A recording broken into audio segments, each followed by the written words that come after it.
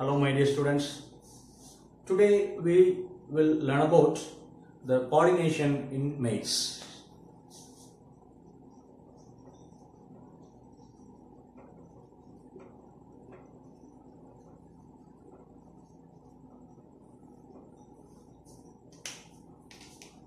Maize is an example for the anemophily.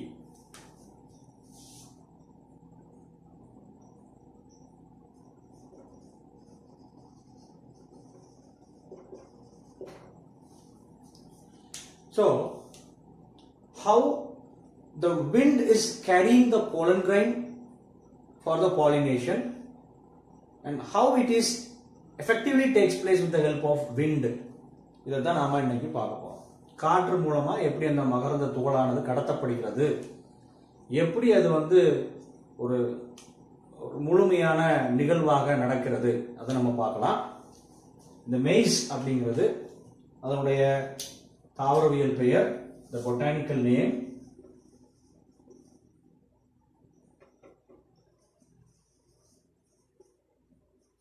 Zea mays. சரியா?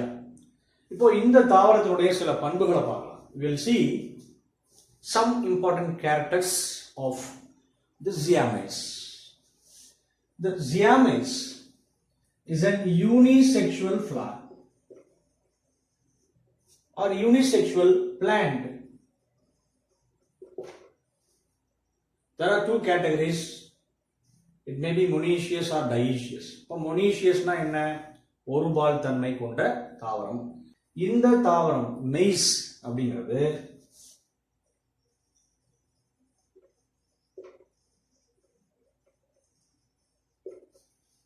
an example for monoecious plant. The monoecious plantல என்னன்னு கேட்டீங்கன்னா the male and female inflorescence are separately present. So this is the male inflorescence, this is the female inflorescence. They are separately present. This male inflorescence, it is called the tassel. The female inflorescence, it is called cob. இந்த ஒருபால் தன்மை கொண்ட தாவரமானது ஆண் மற்றும் பெண் மஞ்சரிகளை தனித்தனியே கொண்டுள்ளது. இந்த ஆண் மஞ்சரிக்கு பேர் என்னன்னு கேட்டீங்கன்னா கதிர் குஞ்சம் அப்படின்னு பேர். இந்த பெண் மஞ்சரிக்கு பேர் என்ன? கதிர் அப்படின்னு பேர். சரியா? இப்போ இந்த தன்மை இருக்கிறதுனால தான் இந்த தாவரத்தை நாம என்ன சொல்றோம்? யூனிசெக்சுவல் மொனீஷியஸ் அப்படின்னு சொல்றோம். ஓகே, இந்த பிளான்ட்ல pollen grains are heavy. இப்போ ஹெவினா என்ன அர்த்தம்? சற்று எடையுள்ளது அப்படின்னு அர்த்தம். So the pollen liberated from this male inflorescence, it is heavy. இப்போ ஹெவியா இருந்தா என்ன ஆகும்? The air breeze does not pollinate.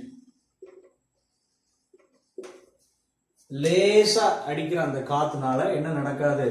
Pollination, மகரந்த சேர்க்கை அப்படிங்கிறது இந்த ஆண் மலர்ல இருந்து பெண் மலருக்கு நடக்காது. ஏன்? It's heavy. But the air shakes the male inflorescence. என்ன சொல்றாங்க? அந்த லேசா அடிக்கிற காத்து போலன் கிரைன்ஸை கடத்தாது, ஆனா இந்த மஞ்சரியை என்ன பண்ணுதான்? லேசா அப்படி அசைக்கிறது அப்படின்னு சொல்றாங்க.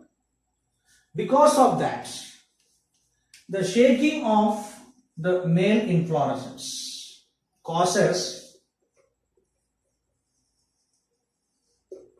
shedding of pollen vertically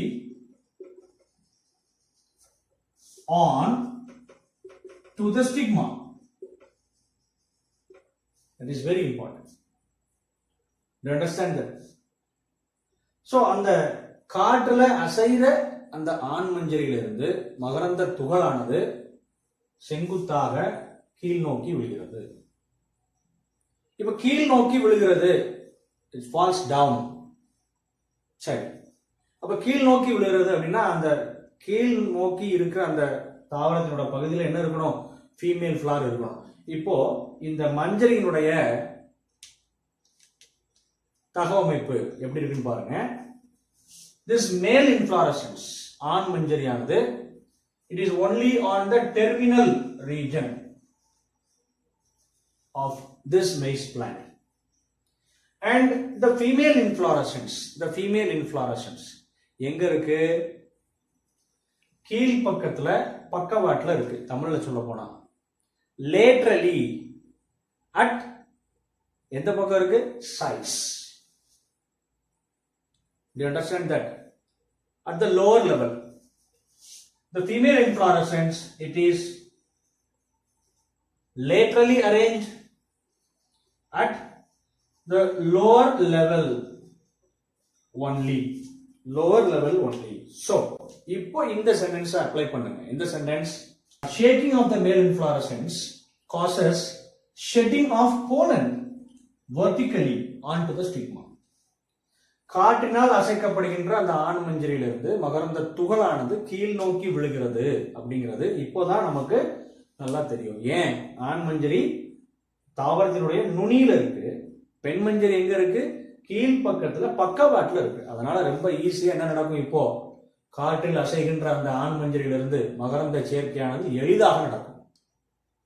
You have to understand that clearly. Okay. Now, we have seen about the male inflorescence. What about the female inflorescence? The female inflorescence called cob. அந்த பெண் மஞ்சரியினுடைய பேர் என்னன்னு பார்த்தோம்? கதிர் அப்படின்னு பார்த்தோம். The female inflorescence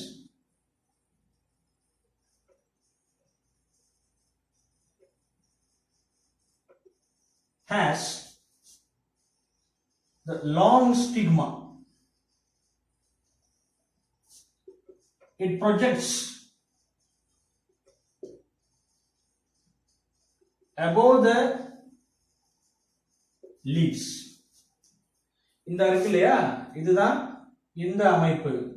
இந்த அமைப்பு தான் நாம பார்க்கிற இந்த ஃபீமேல் இன்ஃப்ளாரசன்ஸ். இந்த ஃபீமேல் இன்ஃப்ளாரசன்ஸ் எப்படி இருக்கு? இலைகளுக்கு மேல இருக்கு. அதே சமயத்துல ரொம்ப நீளமான சூலக முடியை கொண்டு காணப்படுகிறது. The stigma, long stigma. So அந்த long stigma அப்படிங்கறது எவ்வளவு சொல்லிருக்காங்க? measured about 23 centimeter in length. 23 centimetre நீளம் கொண்டது இந்த சூலக முடி. So it is easily collecting the pollen from the male inflorescence. Because of that, a long stigma, it collects pollen easily. இப்ப இதுல நமக்கு அந்த 23 சென்டிமீட்டர் நீளமா இருக்கிற அந்த ஸ்டிக்மாங்கிறது என்னன்னா, இந்த கலர்டு போர்ஷன் இருக்கு இல்லையா, இந்த கலர்டு போர்ஷன் இதுதான் ஸ்டிக்மா. இந்த ஸ்டிக்மாக்கு நமக்கு இன்னொரு பேர் இருக்கு, சில்க் அப்படின்னு சொல்லுவாங்க.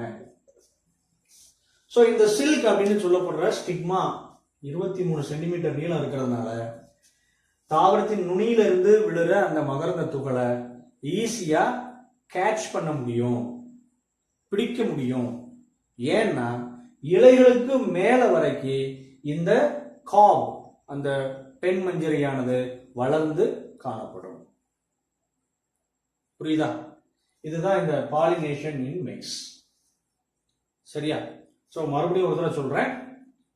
Pollination in maize, its scientific name is Zea mays. In this plant, anemophily occurs. காற்றின் மூலம் மகரந்த சேர்க்கை நடைபெறுகின்ற தாவரங்களில் இந்த ஜியாமேஸும் ஒன்று. It is a unisexual and monoecious plant. So male and female inflorescence are separately present.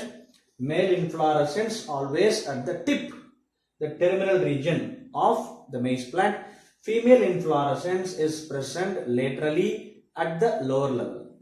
Male inflorescence is called tassel, kadir kunjam. Female inflorescence it is called cob, kadir. இந்த மேல் இன்ஃப்ளாரசன்ஸ் அதுல இருந்து ரிலீஸ் ஆகிற pollen கிரெயின்ஸனுடைய wait வந்து அதிகமா இருக்கிறதுனால ஈஸியா காற்றுல கடத்த முடியாது. ஆனா அந்த காற்று மேல் இன்ஃப்ளாரசன்ஸை ஷேக் பண்ணும்போது போலன் கிரெயின்ஸ் எல்லாம் ஷெட் ஆகுது. It falls down directly on to the stigma vertically. That's all. இதுதான் எஃபெக்டிவ் பாலினேஷன் நடக்கிறதுக்கு ஒரு காரணமா இருக்கு. இதுதான் இந்த மெய்ஸ் பிளான்ட்ல நடக்கிற பாலினேஷன் மெத்தட். புரிஞ்சுதா? ஸோ இப்போ நாம இந்த அனிமோஃபிலி அப்படிங்கிறத முடிச்சிட்டோம். நம்மளோட அடுத்த வீடியோல நம்ம பார்க்க வேண்டியது ஹைட்ரோஃபிலி.